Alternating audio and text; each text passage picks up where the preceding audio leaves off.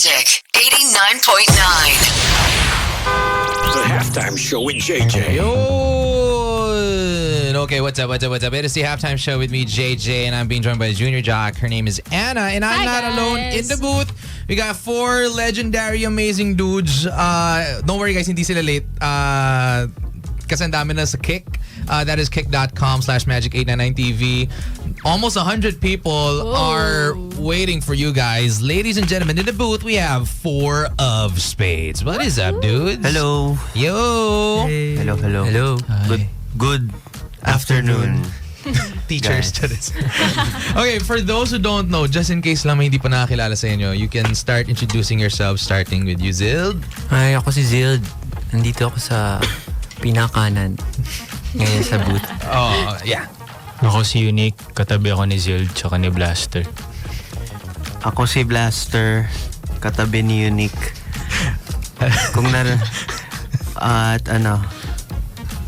Mag-ingat kayo mag-drive. Ako si Bajaw, katabi ni Blaster. Yan, magkakatabi sila isa't isa. Welcome to the Magic Booth. It's been, the last time I saw, well, ako personally, kasi taga Marikina din ako eh. The last time I saw you guys, di nyo makikilala, kahit sabihin ko personally, was like pre-pandemic pa. Hindi naman sa pagiging ageist, pero ganun nakatagal. But I want to know, how are you guys feeling entering 2026 together as Four of Spades? Masaya pa rin. Saya is the best. It's the best feeling in the world. Pinakaswerteng... Oh, sige, go. Pinakaswerteng tao kami. Parang kita yung excitement eh. Coming off from December, nag-concert kayo sa MOA, a lot of sold out siya, grabe. And then ngayon, 2026, you have, yung iba kasi nag-world tour, kayo Philippine tour, all over the Philippines. And I wanted to know na what prompted you into deciding na Philippine tour muna before like jumping off, kung sakali gusto nyo mag-jump off into the other countries. Siguro na-miss lang din namin mag-play dun sa mga cities na pupunta namin sa tour, and wala, hindi pa rin naman namin talaga naikot yung Pinas. Kaya parang yun muna yung priorities namin. Tsaka marami pang di nakakarinig ng mga songs from our latest album live. Kaya gusto muna namin i-tour yun. Actually, from all of the list, I wanted to ask, kasi local naman din, meron bang lugar sa Pilipinas, kahit very remote, na nasa wishlist nyo, na gusto nyong puntahan? Kahit maliit na baryo lang, ganyan, etc. Sa Batanes. Ako sa Holo. Grabe kayo, Itbulaga. Nila kakantahin nyo na yun. Okay, Batanes. Yung dalawa pa yung sumagot eh. Pero seryoso yun. Seryoso. Doon, ganun kalayo no? Tapos, sabihin natin bahay lang ng isang tao, ganun. Para house show. Oo, for free? For free? For free. Okay, sige. You know what, before let's talk about your album, Andalusia. When you dropped it noong November, shocker siya sa lahat ng mga tao nun, including me. This was there were rumors na magbabalik, but hindi naman in-expect na boom, ito na yun, may bagong song agad. How did you feel seeing the reception of yung comeback ninyo online? Masaya kasi parang may mga naghihintay pa pala. Tapos meron mga... Saka feeling ko yung pinakamasayang reception sa amin is yung nag-go na siya beyond Four of Spades. Parang napalook back yung mga tao sa buhay nila before pandemic. Tapos biglang parang napareflect sila na, ito na kami. Ito na yung buhay namin after pandemic. Ito na pala yung kung sino ako ngayon. Tapos parang naging nostalgic yung iba kung sino sila noon. So parang feeling ko yun naman yung masaya sa music. Napapa-reflect tayo bukod sa mga taong kunyari, banda or artist. You know, it could be argued na actually kayo guys yung nagpabuhay din sa OPM, especially back in 2017, 2018. And obviously, iba naman na yung Four of Spades noon sa ngayon. So I wanted to know, like, paano nyo na-bridge yung gap na yun na coming back together, making music ngayon? How is it, let's say, different? What is the flavor of Four of Spades right now? Spicy ba? Ganun? Or, One word. oh, one word, Unique. Sige. Ano ba? Siguro mas healthy. Healthy. Tsaka mas relax. Yan. May sasabihin ka, Zil? Wala, yun lang rin. Healthy lang din siya. Magulay na. Magulay na. Gulay. Hindi na siya puro junk food. Meron pa rin. In a healthy way. pa rin. Sige. Hindi naman nabago. Mas balance siya. Ganun pa rin. Ganun pa rin. Okay, sige. You mentioned na yung process nyo ngayon mas guided na siya by intuition, mas grounded siya in respect. And I wanted to know, like, while you guys were recording itong album na ito, was there ever a moment that it felt so rewarding since you mentioned na mas healthier na yung yung dating ng Four of Spades ngayon? Siguro nung natapos talaga yung all of the songs doon sa Andalusia.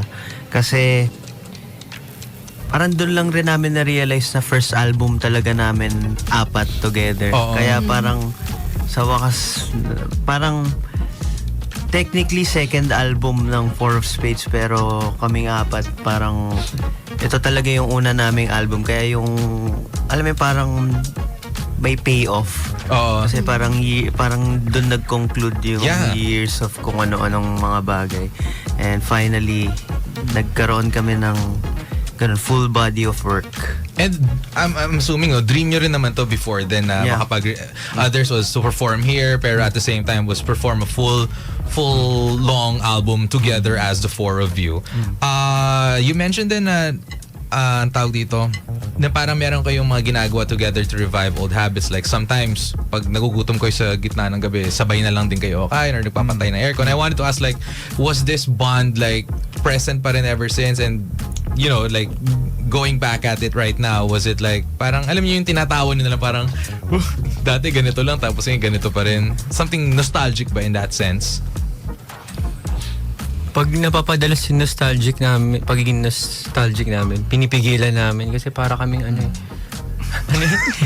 naman yung mga, dati nadadaanan namin yan.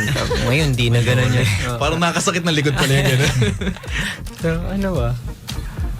Nostalgic kami, pero Pero may bago pa rin.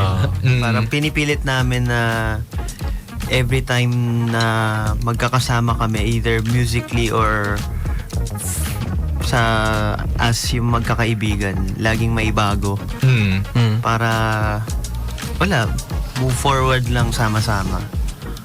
That is nice. Okay, right now sa Magic Pop 10 namin, number 9 yung kabisado nyo. Pinlag ko lang din kasi maganda talaga siya. And it, syempre, the title itself, parang familiarity siya, no?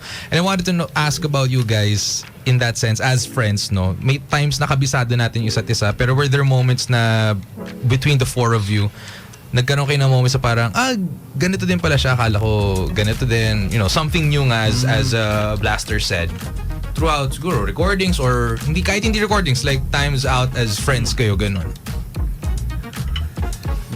ano ba mga similarities natin? Bukod sa differences. Lahat kayo nakasalamin. Nakasalamin. Nag-hyperfixate minsan sa mga same things. Minsan si Michael Jackson. Ano ba? Minsan yung mga bahay sa marketplace, gano'n. Yung yung mga hilig namin ngayon. Gitara. Ganda naman ito. Kaya pala, nandun si MJ nun sa nung anniversary nyo. Nakita ko yes. yung video, sabi ko, Yes. ba may Michael Jackson. Yeah. si alam niyo yung sorry, sobrang niche na to eh. Si Lastic Man, yung kalaban ni Lastic Man. Oh, Michael Jackson! Michael Jackson! Anong Michael Jackson? Lastic Man! Pinasabog Si Bito yun di ba? Star City. Sorry, wala ako na maisip kasi kamukha niya eh. Oh, ganun. Pati sa Si Epi. Si Epi, oo. Si Epi. Okay. Sige. Okay. Ayun. Sorry. Kasi nakita ko si Michael Jackson dun sa videos nila doon sa By the way, happy anniversary. Ang dami Thank rin you, sasabi, thank happy you. anniversary. Yeah. Oo, sabi nila ba, ops, may mura daw yun. Di natin sasabihin. Ay, nga, muntik na. Oo, muntik na rin eh. Okay, sige. We are midway through 2026. You are about to have your tour. I wanted to ask, like, what is something that you guys are ensuring, healthy, diba? To avoid burnout din. Kasi syempre nakapagod din naman magsulat and then mag-go tour to tour. Parang anong ways namin para hindi ma-burn out? Yung mga isang araw na pahinga sa isang linggo, malaking part na siya. Tulog. 8 hours kung Tulog. kaya. Solo time. Tsaka tambay na walang pansinan. Yun. Ganun. Alone time. Comfortable silence. Parang si Budge. Minsan may gano'n kaming banding na. Yun nga yung mga isa sa best na banding namin. totoo. Yung magkakasama kami sa kwarto. Yung Pero concept wala ng- nagsasalita. Yung concept ng alone together. Yeah. Ganon. Okay. Pwede ang cute. Okay, sige. We're gonna have them perform. It's not gonna be a Michael Jackson song, but it's gonna be 2 songs from their album Andalusia. Ladies and gentlemen, in the Magic Booth, we have 4 of Spades. Let's go. Good. Okay, 4 of Spades once again in the Magic Booth. Before I let you go, though, guys, any messages for the listeners and promotions? Anong kailangan nila look out for 4 of Spades? Ayun, message siguro.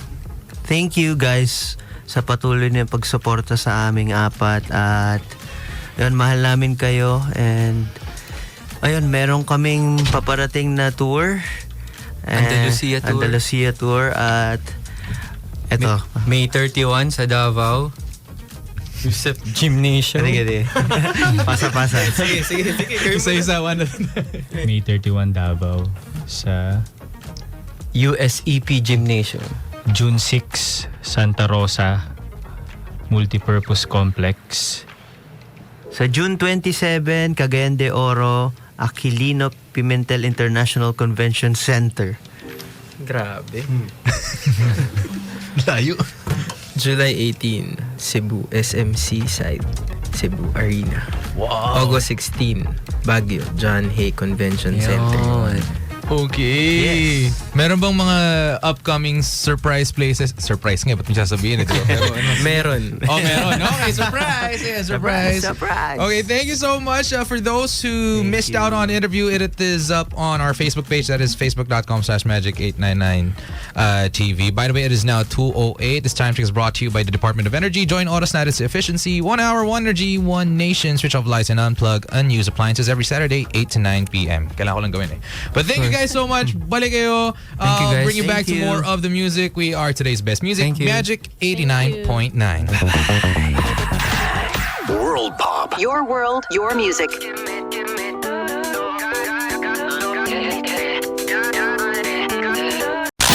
Magic 89.9.